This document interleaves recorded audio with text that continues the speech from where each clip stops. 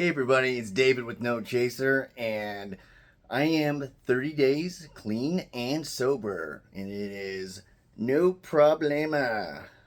Okay, I'm in the process of moving right now. I'm very sweaty and very red and sunburnt and just all sorts of I'm getting old. But I'm 30 days sober, and you know, what I thought about today as far as like just doing a video and not just saying, hey, I'm doing a video because I hit this part. I had a video before where I was trying to get clean and sober, and I had like 12 days, and then it went to 3 weeks, and then I had a lapse, and then now I've been able to go the full 30 days. And the brain is still has plenty to heal, and I can feel just the post-acute withdrawal syndrome symptoms in my mind, and I can feel. Basically, what I'm saying is it's not like it's been a complete wipe. A lot of people say that it takes like 30 days to build a habit, or like 45 days to start one and have it be ingrained in your mind. I don't know. The thing is that it didn't take 30 days for me to build like an addictive habit. It took like one moment.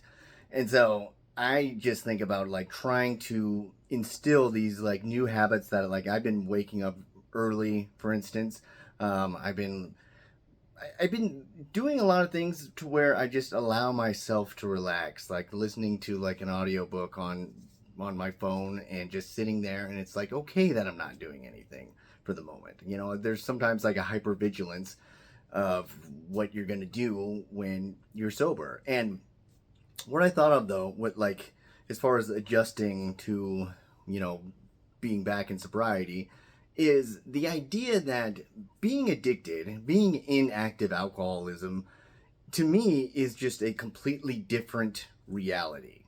Like it's actually you're living in a different world, if you can go with me on this, to like a certain there's different rules, there's different parameters of the ways things are, like the way your mind works, like it because I think of it this way, where when I'm in the addiction, the responsibilities that I have, your morals or like what is guiding you is so completely different. And you may be aware of it. Like you may be like, I know what I'm doing is wrong, or I know what I'm doing is um, just making things worse. But you're controlled by it, and with this sort of tunnel vision, you just miss out on a lot of stuff. And you kind of it's like where there's drunk goggles, like beer goggles or whatever, where you see somebody that like looks more attractive when you're really drunk. Well, the thing is that like beer goggles works on you too. So when you look in the mirror, you could look like total shit, and you could be like, I'm killing it, baby. And I think that happens a lot with your life when you're in active addiction and or active drinking, that you've sort of had beer goggles on a lot of things, and now they're coming in high definition. They're coming in like with the full clarity, and you're getting everything. And um you feel things more intensely, and that means everything. So like there could be a certain feeling of joy that you have, which is good, but you also feel anger more intensely. You feel irritation, you feel sadness, you feel, I mean, it's weird in a way that it's so much easier to list off negative emotions than positive ones. And the one thing is that I said that you feel like joy more intensely. That may not be true for people. Like they may have like had their dopamine sort of depleted, and it's tough. I mean, it is a tough, like there's a reason that it's so difficult for people to continue the trudge of this uphill battle, because like so many things are stacked against you. Um, but that's what makes it like a hard battle, but in the end, one that's worth it, because there just needs time to heal. And the good thing is that it doesn't have to be like, so if you were using or drinking for years and then you've stopped now, it doesn't mean you have to do the same amount of time that you were drinking for you to heal. I mean, in the neuroplasticity, I think it's called, where your brain actually does like real healing in the I don't know, the goo and the connections up there.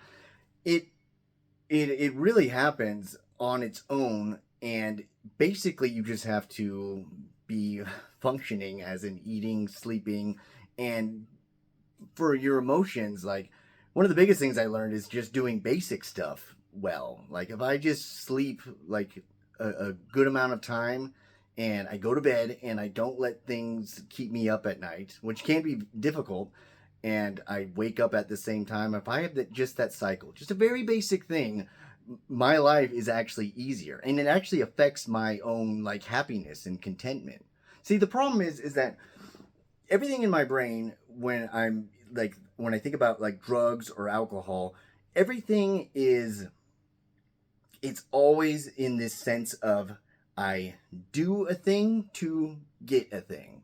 And I have absolutely no patience. So I drink a thing or I pop a thing, and then that instant gratification comes. And that's what like my mindset is at, where I will have this and I have such a low tolerance for discomfort.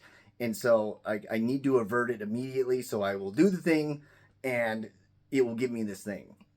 Instead, in this new reality, or the normal reality, whatever you want to call it, sobriety, it's just allowing things to kind of come and go, and you have to have patience. It's like, yeah, sleeping on a normal schedule will make you feel just like a teensy bit better, and it's not all at once. It may not happen one day, you may be extra groggy in the morning, but eventually you'll do it. And if you eat these foods and do this stuff, like it kind of works throughout your day. It'll be up and down, like there's no structure to it at all, and there's just then things that like life can throw at you that can throw it off track, and so it's not medicinal in that sense.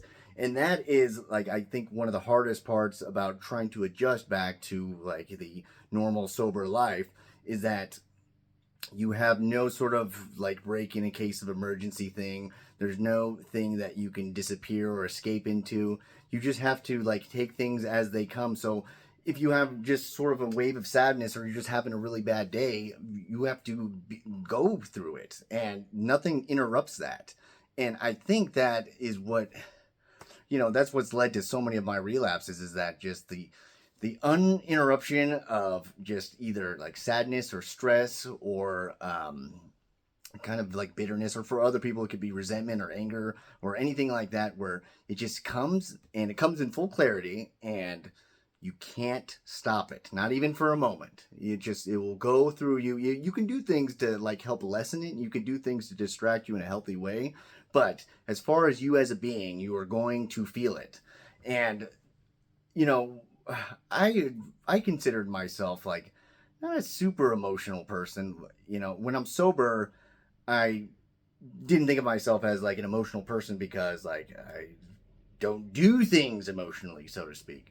But that wasn't true because there's a lot of emotions going on up here, a lot of things that I'm feeling, I constantly feeling. Like even if I check in with my body, man. Um, when I check in, I can feel the flush in my gut. I can feel sort of like my heart like racing, like in times of irritation, or I can feel a kind of a warmth get on the back of my neck, or just all these things sort of happening. It's like you are an emotional person. Just because you don't cry or because you're not yelling or doing stuff like that doesn't mean you're not emotional.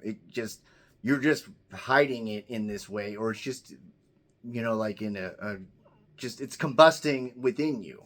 And so to have that be completely uninterrupted and to get through that has been incredibly difficult. But I mean, that's what I've been doing. I've just been feeling all the feels and doing all the things. So, um, I don't know. I guess that's just kind of the update. I kind of go back and forth with like a no chaser video about a certain topic, and then just I'll do an update of my journey, so to speak. So I hope all of you out there are doing well. And other than that, be well.